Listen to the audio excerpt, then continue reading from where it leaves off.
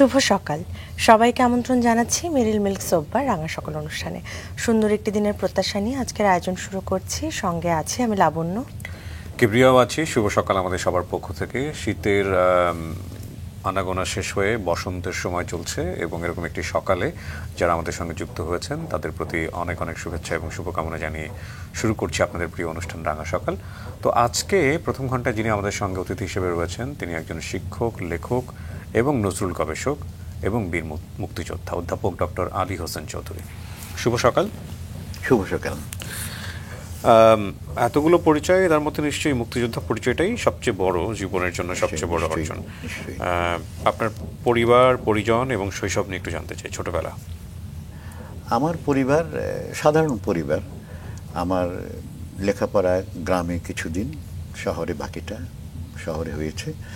এবং ছোটবেলায় আমি একটু ডানপিটি টাইপের, ছোটাছুটি, দৌড়াদৌড়ি, হুড়াহুড়িগুলির মধ্যে ছিলাম। তো স্কুলে থাকতেই ক্লাস 1-এ যখন পড়ি তখন থেকে আমার আবৃত্তি করার প্রবণতা ছিল। আবৃত্তি করতাম এবং দেখা যায় তখন আমি কুমিল্লাতেই তো ছিলাম, তো বৃহত্তর কুমিল্লায়। জন্ম কি কুমিল্লাতে? হ্যাঁ, বৃহত্তর বামনবাড়িয়া, চাঁদপুর সহ সেখানে একটা কম্পিটিশন হয়েছিল। তখন আমি ক্লাস 1-এ থাকতেই ফার্স্ট হয়েছিলাম। তো সেই সময় আগে একটা জিনিস হতো, প্রাইমারি স্কুলগুলি, একটা স্কুলের যারা গান করতো, আবৃত্তি করতো, নাচতো, তারা আরেকটা স্কুলে গিয়ে এগুলি প্রদর্শন করতো, ওই স্কুল আবার আসতো। এইভাবে একটা বিনিময়, সাংস্কৃতিক বিনিময় চলতো। তো এটা খুব ইন্টারেস্টিং ছিল। আমি বিভিন্ন স্কুলে যেতাম আমাদের টিম সহ, আমাদের প্রাইমারি স্কুলে। তো ওগুলো আমার ছিল, আমার ছিল। তো প্রাইমারি স্কুল থেকে আমি চলে আসি হাই স্কুলে। স্কুলে যাওয়ার আগে যদি একটু পরিবারের গল্প শুনে নিই, যে বাবা কি করতেন? আমার বাবা ব্যবসায়ী ছিলেন। আচ্ছা। ব্যবসায়ী মানে খুব সাকসেসফুল ব্যবসায়ী না, যেটা ধরেন সেটাই ফেল করেন, এই টাইপের আর কি। আর আমার পরিবারে আর কে কে ছিল? ভাই বোন। আপনারা ক ভাই বোন? আমার 3 ভাই 3 বোন। আপনি কততম? আমি সবার বড়।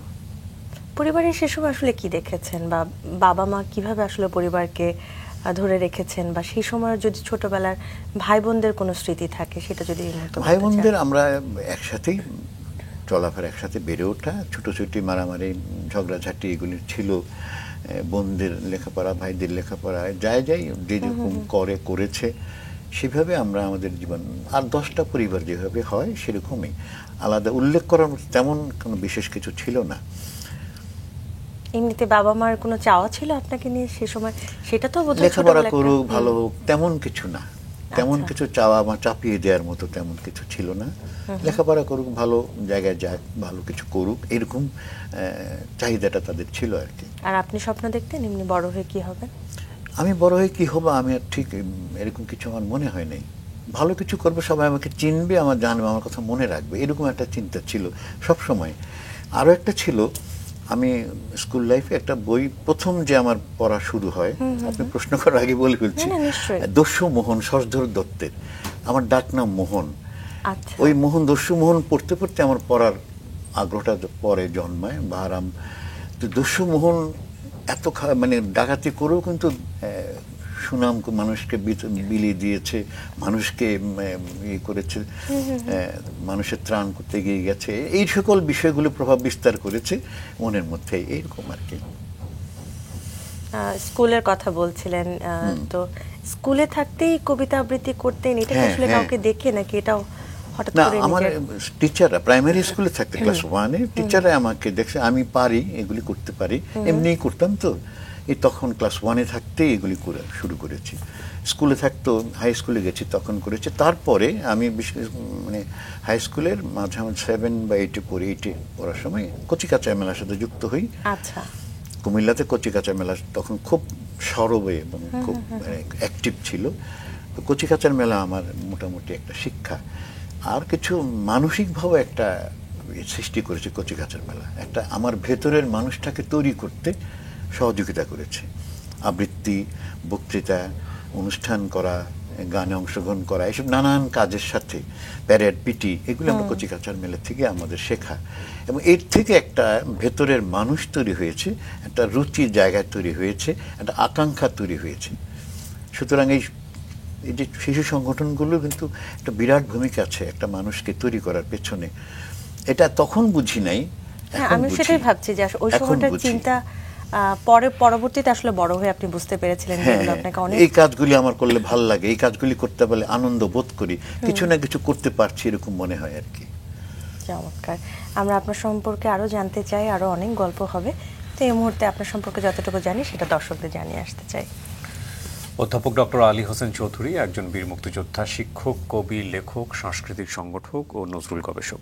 বর্তমানে তিনি কুমিল্লার সিসিএন বিজ্ঞান ও প্রযুক্তি বিশ্ববিদ্যালয়ের কলা ও সমাজ বিজ্ঞান অনুষদের ডিন পদে দায়িত্ব পালন করছেন। এর পূর্বে বিশ্ববিদ্যালয়টি ট্রেজারার ও ভারপ্রাপ্ত উপাচার্যের দায়িত্ব পালন করেন। তিনি শিক্ষকতার পাশাপাশি শিক্ষকতা পেশার সাথে যুক্ত থেকে কাজ করেছেন বাংলাদেশ টেলিভিশন, দৈনিক বাংলা, দৈনিক আমাদের সময় এবং দৈনিক আমাদের কুমিল্লার মতো মিডিয়াতে।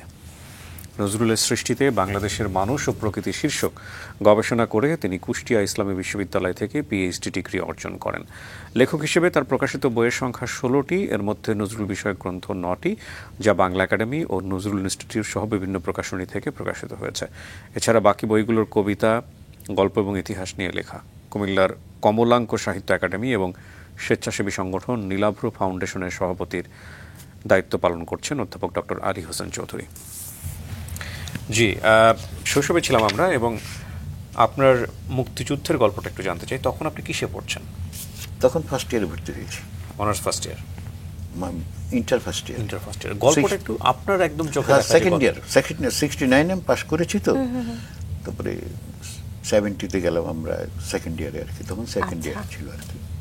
জি, তো ওই সময়ের গল্পটা একটু শুনি, যে কেমন দেখেছেন নিজের চোখে, কি ঘটেছে আসলে। তখন তো আমি একটা ছাত্র সংগঠনের সাথে যুক্ত ছিলাম, এবং আমরা তখন মনে করতাম যে দেশ স্বাধীন হওয়াই উচিত, স্বাধীন হওয়া ছাড়া আমাদের কোনো গত্যন্তর নেই। যার ফলে আমরা প্রস্তুতি নেওয়া শুরু করলাম। আমি যে ছাত্র সংগঠন করতাম, আমাদের বাংলাদেশ তখনকার ছাত্র ইউনিয়ন করতাম, তখন আমাদের গ্রুপ, আমাদের সংগঠনের পক্ষ থেকে এই প্রস্তুতিগুলি চলছিল। তারপরে চলে গেলাম জাতির বৃহত্তর প্রয়োজনে, বঙ্গবন্ধুর আহ্বান, 7ই মার্চের ভাষণ, এগুলি শোনার পর আর তো আমি থাকে না, প্রস্তুতি সিদ্ধান্ত নিয়ে নিতে হয়, তখন আমি চলে গেছি। তারপরে কি করেছিলেন ওই সময়টা, ওই সময়ের গল্প যদি একটু আপনার কাছ থেকে আসলে বিস্তারিত শুনতে পারি তাহলে ভালো লাগবে। আপনি নিজে যুদ্ধ করেছেন 2 নম্বর সেক্টরে, যদি আমি ভুল না করে থাকি। তো সেই গল্পগুলো যদি একটু ছোট ছোট করে শুনি। সেই গল্প আসলে অনেক কথা, তো এটা আরেকটা চ্যাপ্টার হলে ভালো হয়, আলাদা বলার। এখন ঠিক এই সাহিত্য শিল্প বিষয় নিয়ে কথা বলতে চাচ্ছিলাম, তো আমার মনে হয় ওইগুলি আবার অনেক কথা, এগুলি অনেকক্ষণ বলতে। আমাদের হাতে সময় আছে, আপনি বলতে পারেন, কোনো আচ্ছা। সমস্যা নেই। আমি তখন আমরা ওখানে চলে গেলাম ওপারে, ওখানে আমাদের প্রশিক্ষণ হয়েছে, তেজপুরে আমাদের প্রশিক্ষণ হয়েছে। তারপরে আমরা ভেতরে ঢোকার জন্য অপেক্ষা করছিলাম।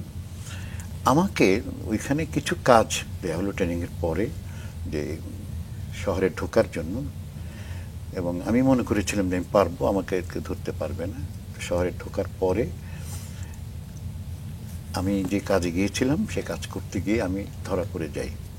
তখনকার যারা পাক বাহিনীর সহযোগী যারা ছিল তাদের হাতে, তারা নিয়ে কি কাজ ছিল আপনার? আমার এই মুক্তিযুদ্ধ বিষয়ক 2-3টা বাসা যাওয়ার কথা ছিল। ওকে। হ্যাঁ, চিঠি নিয়ে আসছিলাম, এগুলি কাজ ছিল। আচ্ছা। তো ওখান থেকে ওখানে ধরা পড়ে যায়, তারা ধরে নিয়ে যায় মিলিশিয়া বাহিনীর কাছে, মিলিশিয়া বাহিনীর থেকে চলে যায় পাক বাহিনীর কাছে। তো পাক বাহিনী আমাকে গোটা 3 দিনের মতো আমি পাক বাহিনীতে ছিলাম, এবং এই কাহিনী বর্ণনা করতে গেলে অনেক কথা, মানে আমার নির্যাতনটা যেভাবে করা হয়েছে, বেঁচে থাকার কথা না, অনেকটা মুমূর্ষ অবস্থায় বেঁচে ছিলাম, কোনো কারণে হয়তো শেষ মুহূর্তে বেঁচে গেছি।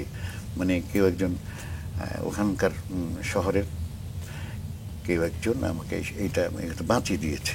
আচ্ছা। তারপরে আমি ছিলাম থানাতে ছিলাম, সেখান থেকে নিয়ে যায় আমাকে মুসলেখা দিয়ে, তারপরে হাসপাতালে ভর্তি ছিলাম। তারপর আমি যেতে পারিনি। হাসপাতালে ভর্তি চিকিৎসা, আমার চোখ টোক লাল হয়ে মানে ফুলে গেছিল সব, হাত ভেঙে গেছিল, হাতটা চালাই করতে পারতাম না, হাঁটতে পারতাম না, এরকম অবস্থায় মানে একটা মৃতপ্রায় মানুষের মতো অবস্থা হয়ে গেছিল। হাসপাতালে অনেকদিন ছিলাম। হাসপাতালেও ভয় ছিল কোন দিন আবার নিয়ে যায়, ডেকে আবার নিয়ে যায়, কিন্তু মুসলেট দিয়ে গেছে যে আমি ডাকলে আমি যেতে বাধ্য। তো ওদের এখানে থানাতে গিয়ে আমাকে হাজিরা দিতে হয়েছে যে আমি আসছি। 2 সপ্তাহ গেছি, পরে আর যাই নাই, পরে আমাকে আর খোঁজ করে নাই, বাঙালি পুলিশ ছিল। তো এরকম অবস্থায় এইভাবে আমার চিকিৎসার মধ্যে দিয়ে কেটেছে। যুদ্ধটা আসলে যেভাবে কথা আমার যেভাবে থাকার কথা সেভাবে থাকতে পারিনি। তো এর আগে আমাদের প্রস্তুতিমূলক সমস্ত কাজগুলি আমরা করেছি, যেমন ডামি রাইফেল দিয়ে ট্রেনিং করা আমাদের এর মধ্যে ছিল এর আগে 71 মার্চের দিকে, এইগুলি আমাদের মানে করেছি। তারপরে 25 মার্চে রাস্তায় ব্যারিকেড দেয়া, রাস্তার মধ্যে ড্রাম এগুলি দিয়ে আমরা শহরের মধ্যে বিভিন্ন জায়গায় করেছি, এইগুলি ছিল। তারপরে আবার আর কেউ কি যুদ্ধে অংশগ্রহণ করেছিল তখন? তো আমাদের যারা বন্ধু বান্ধব যারা, আপনার নিজের পরিবারে? না, পরিবারের আমার কেউ অংশগ্রহণ করে নাই। না, নিঃসন্দেহে আসলে আমি বড় ছিলাম তো তখন, মাত্র সেকেন্ড ইয়ারে পড়ি, আর ওনারা তো ছোট আর কেউ করার কথা না। মুক্তিযুদ্ধের একটা বড় অংশ, এটা নিয়ে নিশ্চয়ই আমরা আপনাকে আবার পেলে আবার হ্যাঁ, সেটাও অনেক কথা আছে। দেশ স্বাধীনের পরে কোথায় ছিলেন আপনারা? দেশ স্বাধীনের পরে কুমিল্লাতে ছিলাম, কুমিল্লাতে ছিলেন। ভিক্টোরিয়া কলেজে লেখাপড়া করেছি, অনার্স করেছি সেখানে। কোন বিষয়ে পড়াশোনা করছেন? বাংলা বিষয়ে। বাংলা কলেজের ভাষা ও গল্প, সাহিত্য। সেই বিশ্ববিদ্যালয়ের জীবনের গল্প একটু শুনি। তখন আসলে কিভাবে নিজেকে গড়ে তুলছিলেন? তখন আমি মানে সেকেন্ড ইয়ার পাস টাস করলাম বা অনার্সে ভর্তি হলাম, সেখানে এই অনার্সে ভর্তি হয়ে সাংবাদিকতা শুরু করলাম আমি। তো দৈনিক বাংলা, পরবর্তী সময় বাংলাদেশ টেলিভিশনের প্রতিনিধি হিসেবে কাজ করা শুরু করলাম, বিটিভির। তো একটাই ছিল টেলিভিশন, বিটিভি। এই অনার্স পড়াকালেই দৈনিক বাংলা, বিটিভির সাংবাদিকতা, প্লাস অনুষ্ঠান আয়োজন, বিভিন্ন অনুষ্ঠান করা, বিভিন্ন অনুষ্ঠানে সঙ্গীত, গ্রুপ সঙ্গীত করা, আবৃত্তি করা, ধারা বর্ণনা ছিল আমার একান্তই, মানে সবসময় করতাম, যেটা আমাদের সংগঠনের হোক অন্য কেউ হোক, অনুষ্ঠান উপস্থাপনা এগুলি করেছি। এদের রাষ্ট্রপ্রধান এরকম থেকে শুরু করে অনেক অনুষ্ঠানেই আমি উপস্থাপনা করেছি। এটা ঢাকাতেও করেছি, কুমিল্লাতেও করেছি। তো এইরকম কাজগুলি করতাম। লেখালেখি শুরু করেছি তখন আমরা, কবিতা আন্দোলন, সাহিত্য আন্দোলন। কবে শুরু করলেন? এইটা এই তো বলা যায় 69-ই শুরু করেছি, কলেজ ওঠার পরে। আমরা লিটল ম্যাক করতাম, পরে 72 সালে পরে আবারও এই কাজই করতাম, আবার দলীয় সংগঠনের কাজও করতাম, এইসব কাজের মধ্যে জড়িত ছিলাম। তারপর সাংবাদিকতা শুরু করলাম, সাংবাদিকতা, এবং তারপরে এর সাথে সাথে আবার নাট্য সংগঠনের সাথে যুক্ত হয়েছি। আপনার জীবনের অনেক অধ্যায়, অনেক হ্যাঁ, আসলে এত কথা আসলে মনে হবে যেন একটা লোকের এত কিছু করে না, কিন্তু তারপরে আমরা আমাদের হাতে নিজের কাছে মনে হয় যেন প্রশ্নের মধ্যে পড়ে যাই। না, আমাদের হাতে অনেক সময় নাট্য, আছে। আমাদের জনান্তিক নাট্য সম্প্রদায়, সেখানে নাটক করেছি আমরা, নাটকের নিয়ে প্রতিযোগিতা হয়েছে। ছাত্র রাজনীতি করতাম, ছাত্র ইউনিয়ন করতেন আপনি। ছাত্র ইউনিয়ন করতাম। ওই সময়টাতে সমসাময়িক কি পরিবর্তন দেখেছেন দেশের মধ্যে, মুক্তিযুদ্ধ পরবর্তী সময় একদম ইমিডিয়েটলি যদি হ্যাঁ, বলি তখন পরিবর্তন তো হয়েছিল, নতুনের তারুণ্যের একটা জোয়ার বয়েছিল, উদ্দীপনা, সবকিছুই একটা কিছু করার প্রবণতা তরুণদের মধ্যে। তখন তো আমরা কৈশোর উত্তীর্ণ হয়ে যৌবনে পদার্পণ করেছি। কবিতা নিয়ে আন্দোলন, নাটক নিয়ে আন্দোলন, আমাদের নানান অনুষ্ঠান করা, এই সকল বিষয়ে আমাদের একটা প্রবণতা ছিল। দেশের আইন শৃঙ্খলা পরিস্থিতি কেমন ছিল? মানে আইন শৃঙ্খলা পরিস্থিতি খুব ভালো ছিল বলা যায় না, কারণ একটা স্বাধীনতা পরবর্তী সময়ে নানান রকম এই তো ছিল, সব পুরোপুরি শৃঙ্খলার মধ্যে ছিল এটা বলা যায় না। ধীরে ধীরে কন্ট্রোলে আসার মধ্যে যাচ্ছিল আর কি, কন্ট্রোলে আসার মধ্যে ছিল আর কি। তো আপনি ছাত্র ইউনিয়ন করছিলেন, আপনি ছাত্র রাজনীতি থেকে মেইন স্ট্রিম রাজনীতি বা রাজনীতি কতদিন পর্যন্ত কন্টিনিউ করলেন? মেইন স্ট্রিমে আমি আসি নাই, ছাত্র ইউনিয়ন পর্যন্ত করেছি। তারপরে লেখাপড়া, এই সাংবাদিকতা খুব শুরু করলাম, নাটক করা শুরু করলাম, নাটক, কবিতা, সাংবাদিকতা, এই সকল অনুষ্ঠান করা, অনুষ্ঠান অর্গানাইজ করা, অনুষ্ঠান, আমরা নানান রকম অনুষ্ঠান করেছি, বিভিন্ন ধরনের অনুষ্ঠান করতাম, বিশেষ করে গণসংগীত টঙ্গীত, এগুলি আমাদের পলিটিক্যাল দিক থেকে। আর এমনিতে অনুষ্ঠান করেছি, অনুষ্ঠান উপস্থাপন করা, অর্গানাইজ করা, এগুলি করতাম। তো আস্তে আস্তে এদিকেই চলে এলাম। হ্যাঁ, তখন জনান্তিক নাট্য সম্প্রদায় ছিল, আমাদের বৃহত্তর কুমিল্লা কম্পিটিশন হয়েছিল জেলা প্রশাসনের, সেখানে আমি আবার ওই যে রবীন্দ্রনাথের এই ভূমিকায় বিসর্জন নাটকে জয়সিংহ এটা মেইন রোল আর কি, এটা করে এবার পুরস্কারও পেয়েছিলাম শ্রেষ্ঠ অভিনেতার। এটা কত সালে? সেটা 83। আচ্ছা, তখন কি বিশ্ববিদ্যালয়ে পড়ছেন? 83 না, আরো আগে, সরি, আরো আগে, হ্যাঁ 82, হ্যাঁ বিশ্ববিদ্যালয়ে পড়তাম আর কি। তো এগুলি নিয়ে ছিলাম আর কি। আর একটু লেখালেখি জায়গাটা ছিল। তখন কি কোনো কবিতা লেখা বই বের হয় না, প্রকাশিত? প্রচুর কবিতা লিখতাম। আচ্ছা। কবিতার আড্ডা হতো, কবিতার অনুষ্ঠান হতো, কবিতা আন্দোলন হতো, এগুলো নিয়ে থাকতাম। আমরা জ্যোৎস্নার প্রতিবেশী নামে একটি সংগঠন ছিল আমাদের। এটা নিয়ে আমাদের প্রায় কবিতা পাঠের আসর, গল্প পাঠের আসর, আলোচনা অনুষ্ঠান, বিভিন্ন মানে ব্যক্তিদেরকে সংবর্ধনা, এসবগুলো আমরা করতাম। এরপরে আমার মানে কলেজ জীবনে আর অনেক পরে এসে আমি আবার একটা সংগঠন করেছিলাম, প্রেক্ষাপট। আচ্ছা। এটা বাংলাদেশে প্রথম এই টেলিভিশন পুরস্কার প্রবর্তন করে। তখন যায় যায় দিন পত্রিকা, আমার পরবর্তী সময়ে যায় যায় দিন পত্রিকা থেকে এই পুরস্কারটা দেওয়া হতো, শুরু করেছে।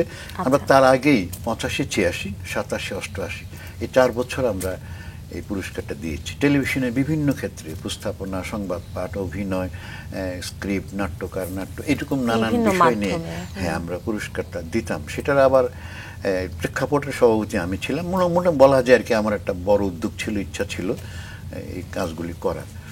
তখন কিন্তু আমি টেলিভিশনের প্রতিনিধি, বিটিভির প্রতিনিধি কুমিল্লার। বাহ। তো তখন তো লিখছেন না আপনি? হ্যাঁ, লেখা আমার ছিলই। কবিতা লিখতেন তখন? কবিতাই প্রথম লিখেছি। পরবর্তী সময়ে আমি যখন পিএইচডি করলাম নজরুলের উপরে। আচ্ছা। নজরুলের সৃষ্টিতে বাংলাদেশের মানুষ ও প্রকৃতি, তার আগে থেকে আমার নজরুলের উপরে লেখা শুরু হয়েছে, মানে গবেষণামূলক কাজ। আর ইন্টারেস্টিং ব্যাপার হলো আমি স্কুলে পড়ি, হাই স্কুলে আমাদের একটা ম্যাগাজিন বার্ষিক পত্রিকা, সেখানে নজরুলের উপরে আমার 3-4 পৃষ্ঠার একটা কবিতা, লম্বা নজরুলকে নিয়ে লিখবেন। তখন ইচ্ছা মানে নজরুলকে ভালোবেসেছি, সেই কারণেই ওই লেখাটা হয়েছে। আর পরবর্তীকালে নজরুল নিয়েই কাজ করলাম। মানে হঠাৎ করে ভালোবাসাটা আসলো কেন? পড়তে ভালো লাগতো, শুনতে ভালো লাগতো, বিষয়গুলো খুব উদ্দীপনা সৃষ্টি করতো।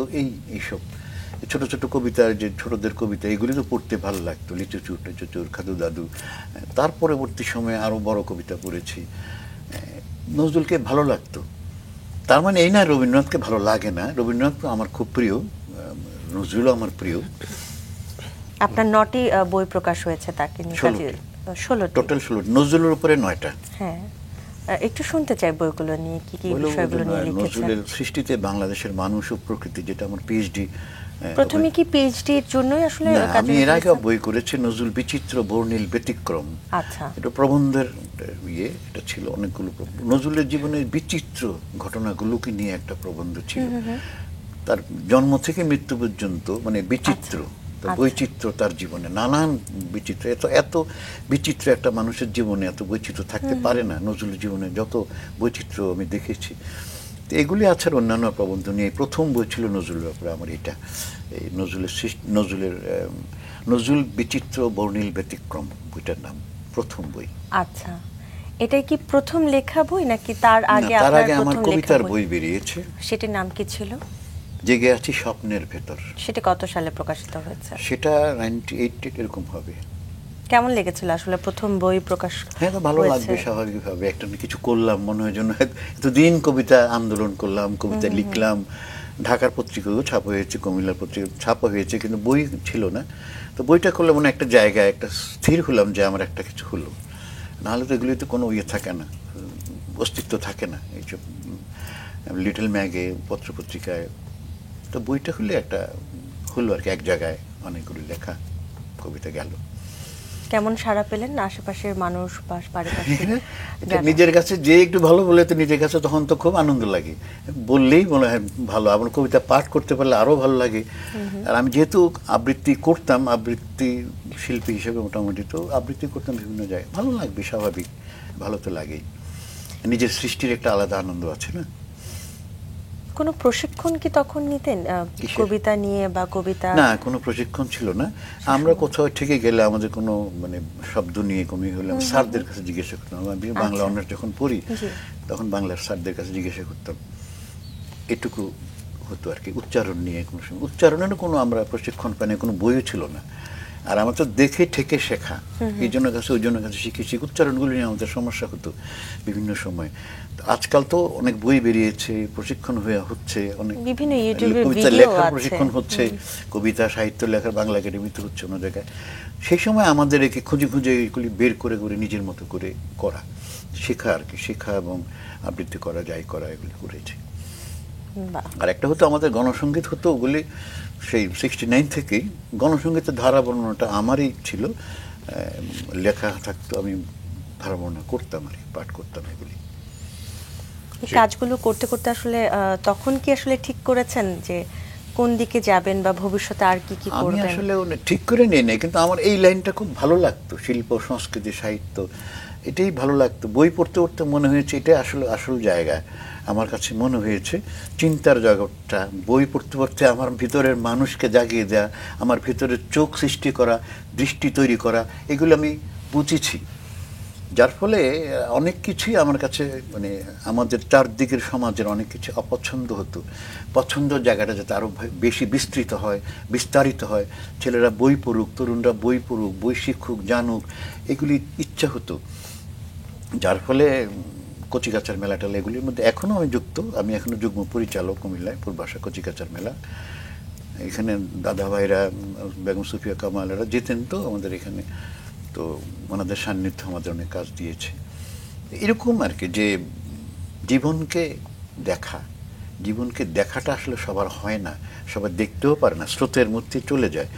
স্রোতের মধ্যে থেকে বেরিয়ে এসেছি। শুধু অর্থ, শুধু বিত্ত, শুধু ক্ষমতা, এগুলির দিকে আমার খুব একটা যায়নি। ভালো থাকি, সবার সাথে আনন্দে থাকি, সবার সাথে বন্ধুত্ব থাকুক, ভালোবাসাটা যেন থাকে, ভালোবাসা যেন ছড়িয়ে দিতে পারি। মনে হয়েছে আমার যে ভালোবাসাই পৃথিবীতে সবচেয়ে প্রধান একটা শব্দ, ভালোবাসা। এটা যেদিকে নেন, যেভাবে নেন, সেটা। আজকালকে ভালোবাসাও বুঝে না। এটা মানবীর ভালোবাসা বলে অনেকে এটা নিয়ে কথা বলতে পারে, কিন্তু আসলে শুধু এখানে তো না, ভালোবাসা অনেক বিস্তৃত, অনেক ব্যাপক। একটা যে লক্ষ্য করছি আর কি, আজকাল কেউ প্রশ্ন করে না কেউ।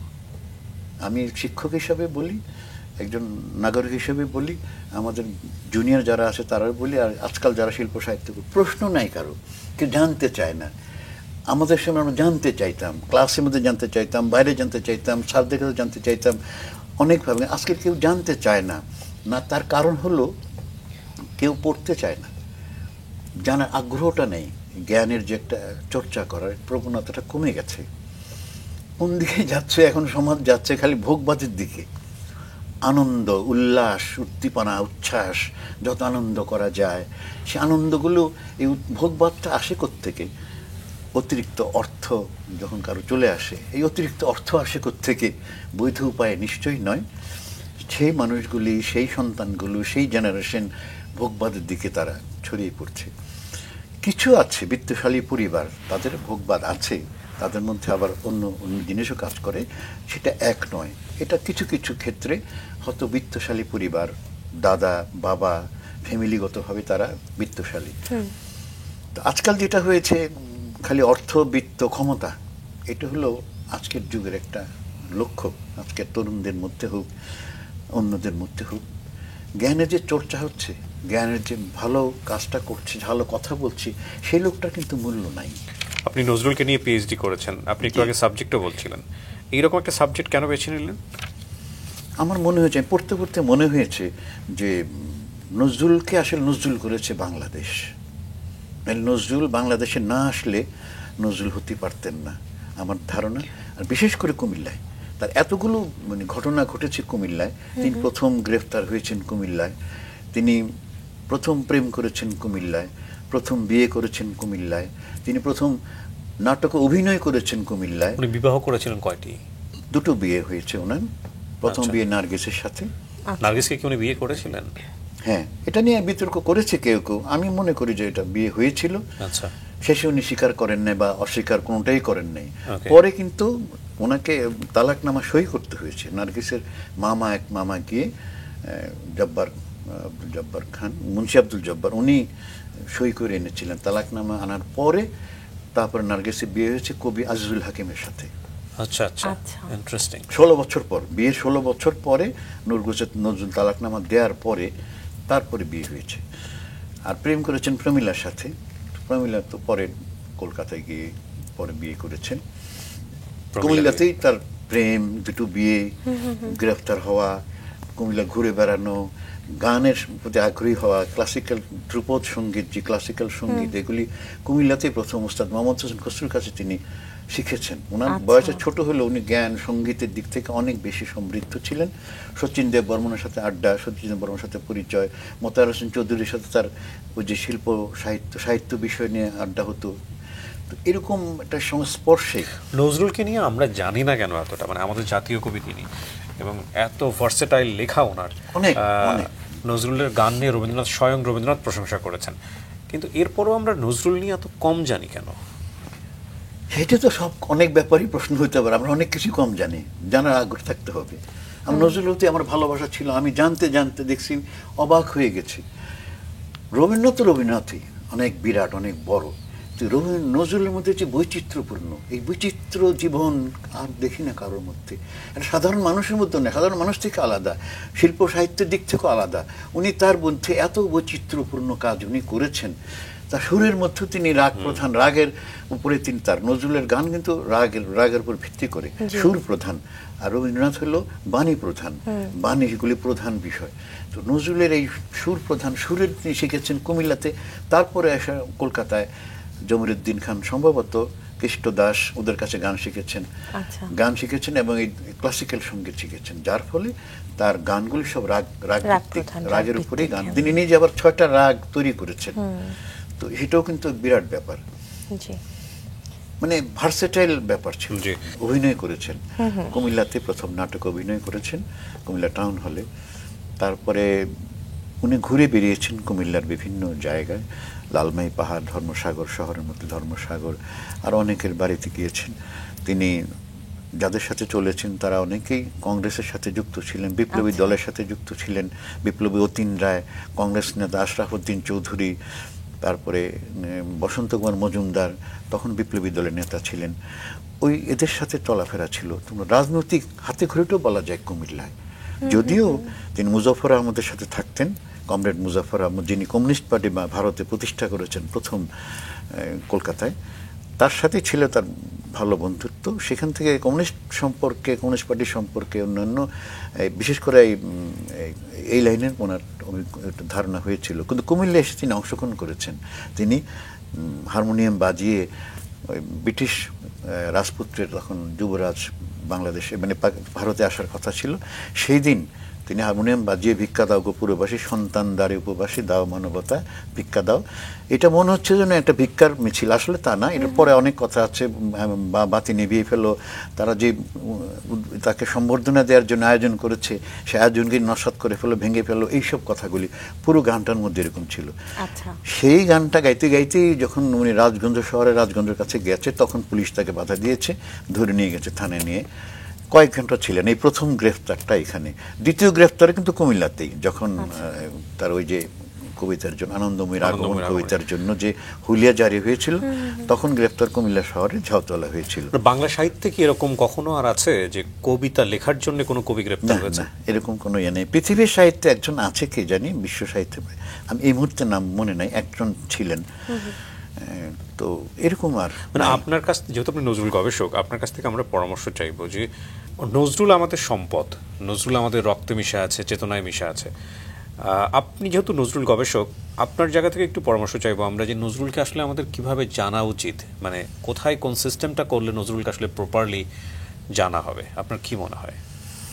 আমার মনে হয় পাঠ্য বইয়ের মধ্যে যেমন নজরুল থাকতে হবে, পাঠ্যর মধ্যে নজরুলকে অবশ্যই আনতে হবে। স্কুল লেভেলে, কলেজ লেভেলে, অনার্স লেভেলে, মাস্টার্স লেভেলে, যেখানে রাষ্ট্রীয় জীবনে মর্যাদার জায়গাটায় নজরুলের কি অবস্থা? আর নজরুলের কথা বললেই রবীন্দ্রনাথের কথা কেন আসে? এটাতে সমস্যাটা আসলে কোথায়? আমি যার জন্য বলছি যে মানে আমি নজরুলের ভালোবাসি, মানে রবীন্দ্রনাথকে আমি এড়িয়ে চলি বা মানে এটা আপনাকে কেনই বা বলতে হবে? এই জন্য অনেকেই মনে করেন, অনেকে মানে নজরুলের ভক্ত, সুতরাং ঠিক আছে উনি আমাদের লোক। আমি আমাদের লোক হতে চাই না। নজরুলের জায়গায় নজরুলকে ভালোবাসি, রবীন্দ্রনাথের জায়গায় রবীন্দ্রনাথকে ভালোবাসি। কাউকে অস্বীকার করা যাবে না। বাংলা সাহিত্য, বাঙালি সমাজ, বাঙালি সংস্কৃতি, বাঙালি জাতীয়তা, সমস্ত কিছু দুজন মানুষ কিন্তু ধরে রেখেছেন। এবং একজন কখনই কেউ কারো বৈপরীত্য ছিল না কারোর মধ্যে, কেউ কারোর মধ্যে কনফ্লিক্ট ছিল না। বরং নজরুল রবীন্দ্রনাথকে ভালোবাসতেন, শ্রদ্ধা করতেন, ভক্তি করতেন। রবীন্দ্রনাথও তাকে আদর করতেন, স্নেহ করতেন। তার বসন্ত নাটিকা অনেক উৎসর্গ করেছেন, তখন নজরুল জেলে। তো নজরুল রবীন্দ্রনাথকে উৎসর্গ করেছেন, এরকম কিছু কি পাওয়া যায়? এরকম আছে কি জানি, হ্যাঁ আছে, এই মুহূর্তে আমার মনে আসছে না। তো নজরুলও রবীন্দ্রনাথ খুবই ভালোবাসতেন। তো এখানে কনফ্লিক্ট হওয়ার কিছু নেই। তো কিছু কিছু লোক আলাদা করার চেষ্টা করে নজরুলকে, আবার কিছু কিছু লোক যখন প্রথম আবির্ভাব ঘটলো ওই ভগবান বুকে দেই পদচিহ্ন স্রষ্টা সুদন খেয়ালে বেদির বক্ষ করিব ভিন্ন, তো এই যখন এগুলি বললেন টললেন বিদ্রোহী কবিতার মধ্য দিয়ে, কিছু লোক বললো একটা বেটা শয়তান, বেটা নাস্তিক, কাফের, নানান রকম গালিগালাজ করলেন।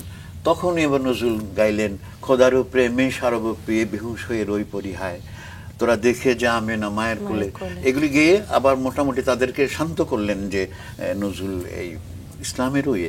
আবার হিন্দুরা যখন শনিবারের চিঠির মধ্যে নজরুলকে খোঁচানো শুরু করলেন, নজরুল কিন্তু ক্ষত বিক্ষত হয়েছেন, তার একটা চিঠির মধ্যে আছে এই শনিবারের চিঠির মধ্যে। তো সেখানেও তিনি আবার তখন দেখা যায় হিন্দুদের আমরা শ্যামা সঙ্গীত লিখলেন। শ্যামা সঙ্গীতের বই আছে, বইটার নাম মনে, পুরোটাই শ্যামা সঙ্গীত। তো এত বড় শ্যামা সঙ্গীত লেখার, শ্যামা সঙ্গীত আর এর আগে কেউ লিখে নাই, পরে লিখেছে কিনা আমি জানি না, কেউ কেউ লিখেছে, কিন্তু নজরুলের এই শ্যামা সঙ্গীত ছাড়া অনুষ্ঠান হয় না। কলকাতা আমি দেখেছি, কলকাতা আমি গিয়েছি, অনুষ্ঠান করেছি বা অন্য যেখানে শ্যামা সঙ্গীত অত্যন্ত গুরুত্বপূর্ণ। সুতরাং তিনি তো মুসলিম হিন্দু মিলাতে চেয়েছেন, কারোর বিদ্বেষ ছিলেন না। তিনি আসলে একটা মানবিক বোধের মানুষ, অনেক উপরের, অনেক উচ্চতা তার। সেই মানুষকে জাগিয়ে তোলার জন্য তিনি চেষ্টা করেছেন। সেই মানুষকে মনে রাখলে আমরা যে এত ভার্সিলিটি, মানে এত ভার্সেটাইল যে ব্যাপারগুলো, এগুলো আর কোনো কবির মধ্যে, কোনো লেখকের মধ্যে কিন্তু বাংলা সাহিত্যে পাওয়া যায় না। এবং পৃথিবী তো এরকম খুব কঠিন, খুবই এত কিছু। যিনি গান করেছেন, অভিনয় করেছেন, তিনি রাজনীতি করেছেন, তিনি জেল খেটেছেন, তিনি প্রেম করেছেন, তিনি গানে সুর দিয়েছেন, গান রাগ করেছেন, তার ছড়া লিখেছেন, কবিতা লিখেছেন, নাটক লিখেছেন, এত কিছু করার মানে একটা লোকের মধ্যে বিভিন্ন ঢঙ্গে, এমনকি ওনার মানে খাওয়ার চিন্তা তো ছিল, অনিশ্চয়তা ছিল, কি খাবেন। 3.5 বছর উনি খুব আরামে ছিলেন। রেডিও যখন গ্রামোফোন কোম্পানিতে চাকরি করেছেন, তখন আবার হইচই গাড়ি টাড়ি করে আত্মীয় স্বজন নিয়ে, প্রমিলা শাশুড়ি টাশুড়ি বাচ্চাদের নিয়ে বেড়াতে চলে যেতেন, গাড়ি কিনে ফেলছিলেন, মানে এটা হুলস্থুলি। 3.5 বছর উনি যথেষ্ট আনন্দে ছিলেন। পরে আবার কষ্ট, আবার এই সারা জীবন কিন্তু কষ্টই করেছে। কিন্তু কষ্টকে নজরুলের কাছে মনে হয়নি কোনোদিন কষ্ট। আমরা যা দেখেছি, উনি কোনোদিন কষ্ট পেয়েছেন অর্থনৈতিক, খাওয়ার অসুবিধা, থাকার, এইগুলি কখনো বলেন। শেষ বয়সে এসে যে মানসিক ভারসাম্যহীন হয়ে পড়ে, এটার পেছনে কোনো কারণ পাওয়া যায়? কারণটা তো অনেক রকম গবেষণা হয়েছে, অনেক কিছু হয়েছে। আমি এই ব্যাপারে কিছু বলতে চাই না। যেটা হয়েছে মানে এটা আসলে ওই সময়ে চিকিৎসা ব্যবস্থাটা তো উন্নত হয় নাই, যার ফলে এখন এই রোগটা হলে কিন্তু আর বেশিরনতার রোগ যেটা, তো সেটা কিন্তু এখন হলে কিন্তু মানে উনি বেঁচে যেতেন বা মুক্তি হতে পারতেন, কিন্তু ওই সময় এটা করা হয় নাই। অথবা তার চিকিৎসার ক্ষেত্রে হয়তো বা কিছু অনেক লোককথা প্রচলিত আছে এই মানসিক অসুস্থতা নিয়ে, যে তাকে মানসিকভাবে অসুস্থ করে ফেলা হয়েছে বা আমার এগুলি মনে হয় না। তিনি অতিমাত্রা একজন আবেগপ্রবণ মানুষ, তার আবেগ অনেক উচ্চতায় চলে যায়, সেখান থেকে তিনি হতে পারেন। তিনি আগেও তো কিছু কিছু লক্ষণ দেখা গেছে ওনার এই সকল মানসিক ইয়েটা। বুলবুল মারা যাওয়ার পরে 4 বছর বয়সে, তখন উনি বুলবুলকে দেখার জন্য পুরো ঘর বন্ধ করে দিয়ে ধূপ জ্বালায় উনি করতেন। হ্যাঁ, প্লানচেট করা বা যেটাই হোক, যে তখন তো প্লানচেট জানি না, মানে উনি এটা করতেন, মানে আরো লোকজন নিয়ে, হ্যাঁ বুলবুলকে দেখেছি এরকম বলতো। কখনো উনি বলতেন আল্লাহর সাথে কথা হয়েছে, আল্লাহর সাথে তার যোগাযোগ আছে, এগুলি বলতেন আগেই, এই ঘটনার আগেই। ওইটা কাছাকাছি সময়, খুব বেশি না। এরকম একটা মানসিক অবস্থা তার কিন্তু আগের থেকে প্রস্তুতি চলছিল। ধীরে ধীরে 42 সালের এপ্রিল মাসে তো ওনার এই হলো, রেডিওতে যখন কাজ করতে গেলেন, রেকর্ডিং করতে গেলেন, তখন এই নজরুলের সৃষ্টিশীলতার জীবনকাল কত বছরের? মানে যখন থেকে উনি 22 বছরের মতো, মাত্র 22 বছর। হ্যাঁ, টোটাল 22 বছর। ওই যদি আমরা সৈনিক জীবন থেকে উনি লেখা শুরু করেছেন, এর পরবর্তী পর্যায় পর্যন্ত 22 বছর বলা যায়। আমাদের নজরুলকে জানতে হবে। আমার কিন্তু নজরুলকে নিয়ে আমার একটা নৃত্যনাট্য আর কি, নজরুল জীবন ভিত্তিক নৃত্যনাট্য, সৃষ্টি সুখের উল্লাসে। এটাও বিভিন্ন জায়গায় এককভাবে একজন নাচ করেছে, মানে আমার এক বন্ধু কলকাতায় আছে, কমলেন্দু দাস, ছোটবেলা থেকে আর একদম মৃত্যু পর্যন্ত। মৃত্যু আমরা পরে আনছি, তখন মারা যাননি। যখন আমরা শুরু 73 সালে কুমিল্লাতে আমরা অনেকবার করেছি, আমরা নোয়াখালীতে করেছি, আবার অন্য জায়গায় ঢাকাতেও আমরা শিল্পকলা একাডেমিতে করেছি। এইরকম এইটা নৃত্যনাট্য। ওই পেছনের নেপথ্য কণ্ঠটা আমার, আর নৃত্যটা ওর, আর অন্যরা গান টান করেছে, গানের সাথে আবৃত্তির সাথে তখন 73 সালে সৃষ্টি সুখের উল্লাসে আবৃত্তিটা আমি করেছি, ওর সাথে নৃত্য করেছে কমলেন্দু দাস। তো পুরা প্রোগ্রাম ইয়েটা আমার স্ক্রিপ্টটা আমার আর কি। তো ওই নজরুলের প্রতি ভালোবাসাটা এবার ধীরে ধীরে হয়েই গেছে, কিভাবে কিভাবে জেনে এসেছে। কারণ এত বিচিত্র ঘটনা, বৈচিত্র্যপূর্ণ ঘটনা তো অন্যের মধ্যে পাওয়া যায় না। সুতরাং এটা নাটকীয়তা ছিল নজরুলের জীবনে, কিন্তু প্রচুর নাটকীয়তা। তো এটা একটা মানে অন্যরকম একটা মানুষ। আমরা চাই আপনি আরো নজরুলকে নিয়ে আরো কাজ করেন, আরো সকলের সামনে আসলে আমার উপস্থাপন গতবার করেন। বেরিয়েছে নজরুলের উপরে, বিদ্রোহী কবিতার উপরে 3টা আর্টিকেল আর অন্যান্য আর্টিকেল সহ। শুধু একটা কবিতাকে নিয়ে বিদ্রোহ কবিতার 3টা আর্টিকেল, বিদ্রোহ কবিতাকে নিয়ে 3টা আর্টিকেল, অন্য আরো 3-4টা আর্টিকেল আছে। এটা ওই যে মিজান পাবলিশার্স থেকে বেরিয়েছে। বিদ্রোহী কবিতাটা এত জনপ্রিয় কেন, মানে এটার পেছনে কোনো কারণ আছে? এটার সাথে কোনো তুলনা নাই, এটা বাংলা সাহিত্য নয়, পৃথিবীর সাহিত্যে। হুইটম্যানের একটা কবিতা, কি জানি কবিতাটার নাম, ইংরেজি নামটা, ওই কবিতার সাথে কিছু কিছু মিলানোর চেষ্টা করে কেউ, কিন্তু আদৌ এটা আলাদা। এটা অনুবাদ তো হয়ে যাবে, ওই পালসটা দেয় না। না না, এটা স্পিরিট আলাদা। এই বিদ্রোহী কবিতার মতো আর তুলনা করা যায় না। যদিও মহিতলাল মজুমদার এটা নিয়ে দাবি করেছেন, এটা ওনার আমি একটা প্রবন্ধের মতো ছিল, আমি এটাই। তো ওখানে আমি পড়ে দেখেছি, ওটার সাথে ওই খুব কিছু জায়গায়, কিছু স্পিরিটের জায়গায় কিছু আছে। কোন স্টোরি কি পাওয়া যায় কবিতাটা লেখার পেছনে? লাইক উনি এক রাতে বসে লিখে ফেলেছেন, গল্প পাওয়া যায় নাকি? এক রাতে লিখেছেন তো এটা, মানে এক রাতে লিখেছেন, ভোর হয়ে গেছিল এটা। হ্যাঁ, এক রাতে বসে পুরো কবিতাটা লিখে ফেলেছেন। হ্যাঁ, পুরো কবিতাটা লিখেছেন। এটা প্রেক্ষাপট কি উনি কখনো বলেছেন ওনার জীবন দশায় যে কেন লিখলেন? এটা পাওয়া যায় নাই, তবে আমি দেখিয়েছি যে বিদ্রোহী কবিতার প্রেক্ষাপটটা কিন্তু কুমিল্লা বা বাংলাদেশ। আচ্ছা। এই যে উনি জেলে গেছেন, উনি গ্রেফতার হয়েছেন, এগুলি তার মধ্যে যে লাথিমার ভাঙড়ে তালা যত সব বন্ধু ছিল, এটা পরবর্তী সময়ে গানটি হয়েছে। কিন্তু বিদ্রোহী কবিতার মধ্যে যে তারপর যিনি যেই বাড়িতে থাকতেন, এটা ব্রাহ্ম প্রমিলাদের বাড়ি, সেখানে একটা অসাম্প্রদায়িক এবং ওই যে হিন্দু ধর্মীয় অনেক কিছু এখানে ছিল, কিন্তু ওরা ছিল ব্রাহ্ম প্রমিলারা, কিন্তু অনেক কিছু উনি জেনেছেন। তারপরে এখানে রাজনীতিটার পেয়েছেন, বিপ্লবীদের সাথে সম্পর্ক গড়ে তুলেছেন। তো সেইভাবে তার রাজনৈতিক চিন্তা দিক থেকে মানে আমি একটা জিনিস চিন্তা করছি, নজরুল যখন লিখছেন এই কবিতার মধ্যে যে আমি ভগবানের বুকে এঁকে দিই পদচিহ্ন, মানে পুরো ভারত উপমহাদেশ কি এতটা অসাম্প্রদায়িক ছিল যে এই রকম বাক্য রিসিভ করার জন্য তারা রেডি ছিল? না, তো রেডি তো ছিল না। তাহলে নজরুল কতটা সাহসী ছিলেন? লেগেছে ওই শনিবারের চিঠি তো নানান রকম, আমি ব্যাং, আমি ঠ্যাং, আকাশে মিলি ঠ্যাং, আমি ব্যাং, এরকম করে ব্যঙ্গ করেছে এই কবিতা নিয়ে। এবং এটা যথেষ্ট অনেকে এটা আমি কলকাতাতে আমি নিজেও শুনেছি, কলকাতা বিভিন্ন রেডিও চ্যানেলে এখন অনেক সময় ব্যঙ্গ করা হয় এটার, এই কবিতাটার আমি নিজেও আমার কাছে ছিল। ওই বইটার মধ্যে আছে কারা কারা ব্যঙ্গ করেছে, কি কি ব্যঙ্গ করেছে এই কবিতা নিয়ে, কিন্তু এগুলো টিকে নাই। বিদ্রোহী কবিতার এত জনপ্রিয়তা, এত ব্যাপক, এটা সারা মানে ভারতে তখন ছড়িয়ে গেছে। আর এটা তো আমি জানতাম বোধহয় 17 না 18টা ভাষায় অনুবাদ হয়েছে পরবর্তীকালে আর কি। এবং নজরুলকে নিয়ে আমরা কিন্তু কুমিল্লাতে আমরা আন্দোলন করেছি, নজরুলের জাতীয় অনুষ্ঠান কুমিল্লা করতে হবে, কারণ কুমিল্লা একটা বড় জায়গা।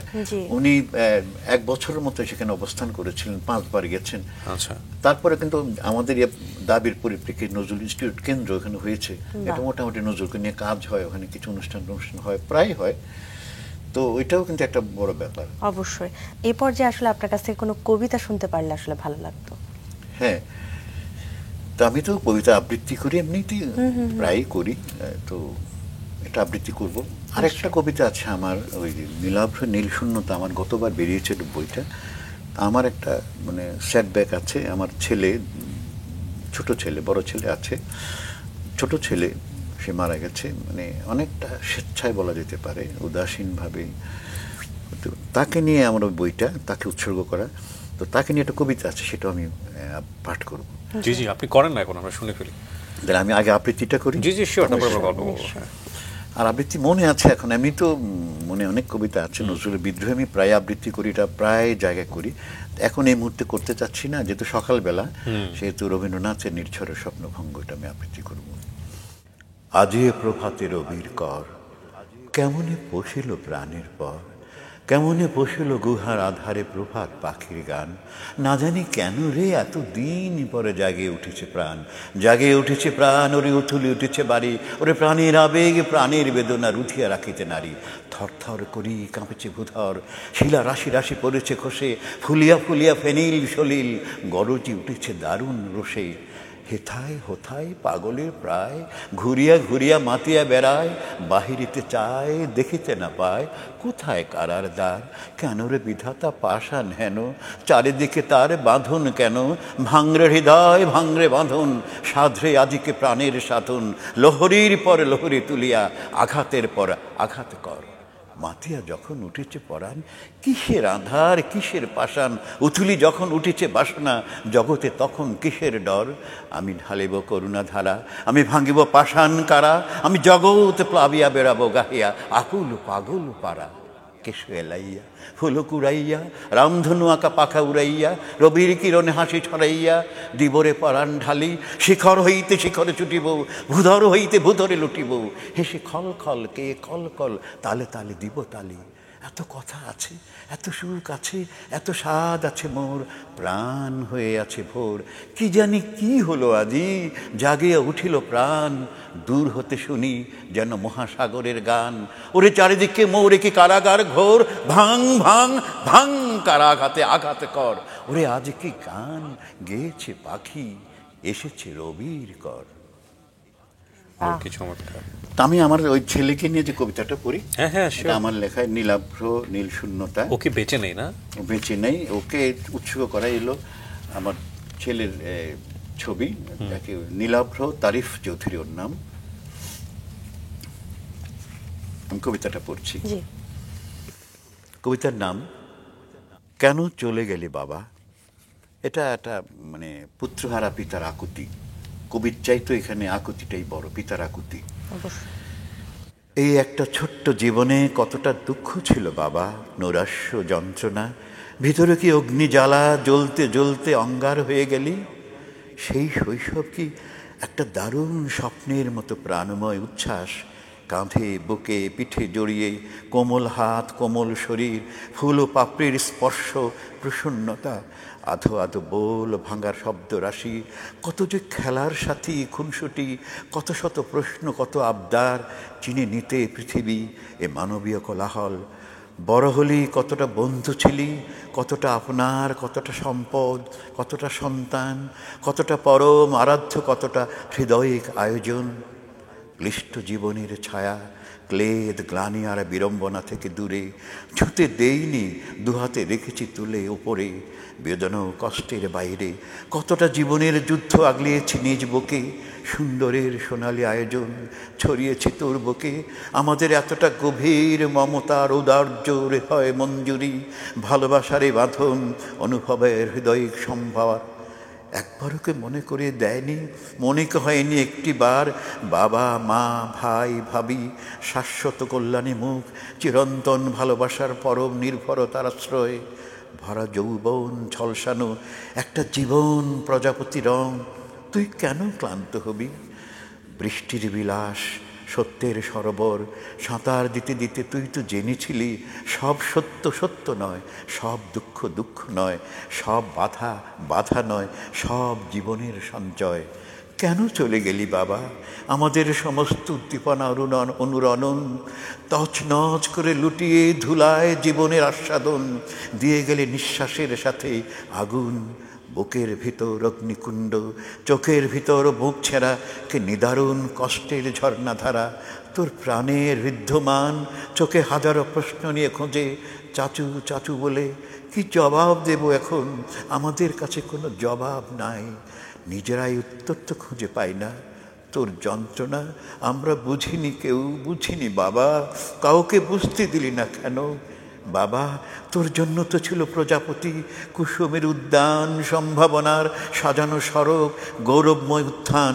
তোর অপেক্ষা ছিল আনন্দময় জগৎ, সংসার, মানুষ, হিরণময় স্বপ্নসৌধ, প্রণোদিত জীবন গান। তুই তো তেমনি একজন মানবিক বোধে উত্তরিত মানুষের জন্য, তবুও কেন নিস্তব্ধতায় দিশাহীন পরম ক্লান্তির কাছে নির্বোধ সমর্পণে পড়লি। এত তাড়াতাড়ি যাওয়াটা খুব জরুরি ছিল না, মোটেও না, খুব হেলাফেলায় চলে গেলি। কেন চলে গেলি বাবা, সকল কাজ ফেলে কেন চলে গেলি বাবা। চমৎকার, অসাধারণ লেখা। এবং আপনারা এই লেখালেখি নিশ্চয়ই এখনো চলছে? হ্যাঁ, এখনো চলছে। কবিতাই লিখেন নাকি গল্প? কবিতা আমার প্রবন্ধ, কবিতার গবেষণা বিষয় নিয়ে কাজ করি আমি। কবিতাটা সবসময় চলে, আর গবেষণা তো বুঝি বুঝি দেখি সে করতে হয়। প্রবন্ধও সেরকম। তো ওই গতবার বাংলা একাডেমি তো এতে সংস্কৃতি ও শুদ্ধাচার, ওটার মধ্যে আমারটা লেখা আছে, ওই প্রবন্ধ আর কি। এটা বিশেষ বিশেষ বিষয় নিয়ে লেখা, এরকম হয়েছে আর কি। শিক্ষকতা পেশার গল্প একটু আসতে চাই। আপনি শিক্ষকতা পেশা কি বর্তমানে আছেন? হ্যাঁ, এখনো আছি। কতটুকু উপভোগ করেন এই পেশাটাকে? আমি খুব এনজয় করি, খুব এনজয় করি। এটা একটা প্রাণের জায়গা, খুব আনন্দ হয়। কিছু বলতে পারি, কিছু কমিউনিকেট করতে পারি নতুনদের সাথে। এক এক প্রজন্মের পর ঢেউর পর ঢেউ আসে, নতুনদের সাথে নতুন করে আবার সম্পর্ক গড়ে তুলি। সেখানে আবার ওই আমার ব্যক্তিগতভাবে আমি আবার ওই যে জ্ঞানের ভাণ্ডার নিয়ে বসছি, বিতরণ করে গেলাম, এরকম না। কমিউনিকেট করা, ক্রমশ তাদের সাথে একটা বন্ধুত্ব, একটা সম্পর্ক তৈরি করা, তাদের কাছ থেকেও পার্টিসিপেট করতে চাই, মজা পায়। ছেলেরা এই ধরনের কথা বলতে পারলে, মানে যোগসূত্র তৈরি করতে পারলে মজা পায়। আমি ওই রকম শিক্ষক এইভাবেই সারা জীবন কলেজে করেছি, এখন ইউনিভার্সিটিতে করি। কলেজে প্রিন্সিপালও ছিলাম একটা কলেজে, ডিগ্রি কলেজে। আর ঢাকায় ওয়ার্ল্ড ইউনিভার্সিটি ছিলাম, এখন সিসিএন ইউনিভার্সিটিতে আছি। আর বাংলা বিষয় মজা করা তো জায়গায় থাকে, অনেক কিছু বলা যায়। বাংলা সাহিত্যের সাম্প্রতিক ভান্ডার কতটুকু সমৃদ্ধ যারা লেখালেখি করছেন, সাহিত্যিক যারা আছেন? সাহিত্যিক যারা মোটামুটি খারাপ না, তো অনেক কিছু হচ্ছে। এগুলো কি ইতিহাসের অংশ হবে? আমরা উত্তরাধুনিক যুগে যেসব কবিতা, হ্যাঁ, উত্তরাধুনিক কবিতা নিয়ে পাচ্ছি, আমার প্রশ্ন আছে। আমি খুব একটা স্বস্তি বোধ করি না এই উত্তরাধুনিক কবিতা। পোস্ট মডার্নিজম, এই ইজমের কবিতা আমার কাছে ততটা ভালো লাগে না।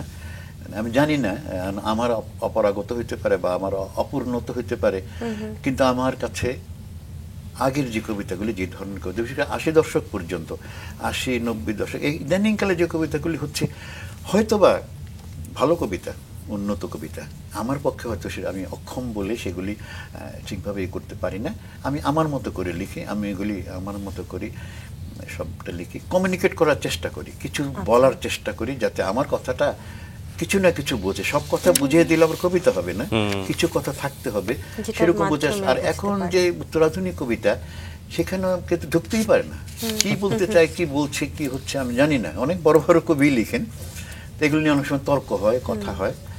আমার ওই উত্তরাধুনিকতার প্রতি আমার খুব আকর্ষণ নেই। এখন কি লিখছেন কোনো নতুন কিছু বা নতুন কবিতা? কবিতা নিয়ে একটু প্রবন্ধ নিয়ে কাজ করছে, প্রবন্ধের বই নিয়ে আমি কাজ আচ্ছা। করতে যাচ্ছি। কবিতা আমার রেগুলার হয়। যেমন এর আগে একটা, ওই যে কিছুদিন আগে একটা বলছে কবিরা সব জানে, এটাই ইদানিং বেরিয়েছে ২১-এর কুমিল্লাতে। ঢাকা পাঠাই না, হয়তো ঢাকায় পাঠাইলে হয়তো, মানে কবিরা সব জানে, কবি সব কিছু জানে। কবিদেরকে অত হেলা ফেলা করা, ব্যঙ্গ করা, রস করা, কবিদেরকে নিয়ে হাসি তামাশা করা, গল্প করা, যতই করো, কবি কিন্তু সব জানে। কথার বিষয়গুলো এটা, তোমার কতটা পাঁজরের মধ্যে কতটা হাড় আছে, নিঃশ্বাস কত উঠানামা করে, তোমার কি চোখের মধ্যে কি খেলা চলে, তোমার কোথায় তুমি ভালো কাজ করো, কোথায় তোমার বদমাইশি, কবি সব জানে। এই বিষয়টা এর উপরে। কবির কবিতার নাম হলো কবি সব জানে, সবকিছু, মানে এটা এইভাবে কবিতাটার বিষয় এরকম আর কি। আপনার কি এমনিতে কুমিল্লাতেই বেশি কাজ করা হয়? হ্যাঁ, কুমিল্লাতে। ঢাকায় আমি এসছি, ঢাকায় যখন পত্রিকাতে ছিলাম, কুমিল্লাতে আমি কলেজে শিক্ষকতা করতাম, ২-৩ দিন করে আবার ঢাকা চলে আসতাম।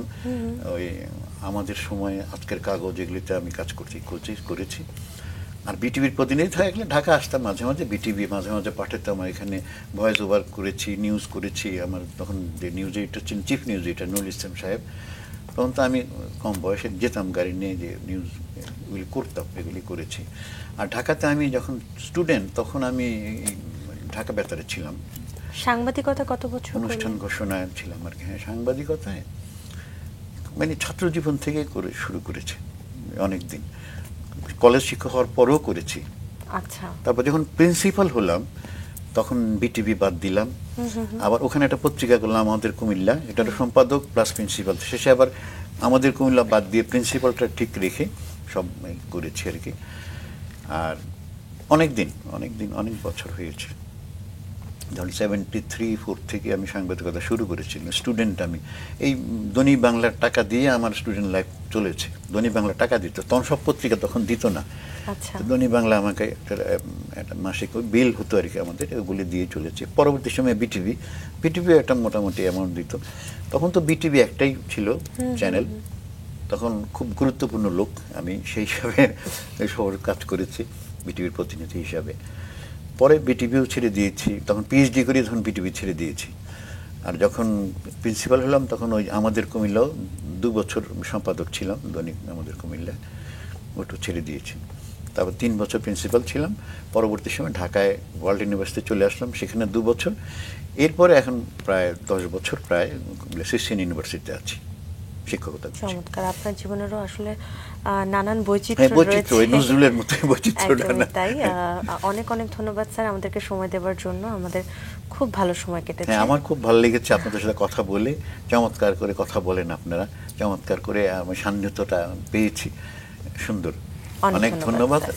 রাঙ্গা সকালকে ধন্যবাদ, কর্তৃপক্ষকেও ধন্যবাদ। আপনাকে অনেক ধন্যবাদ স্যার, ভালো থাকবেন।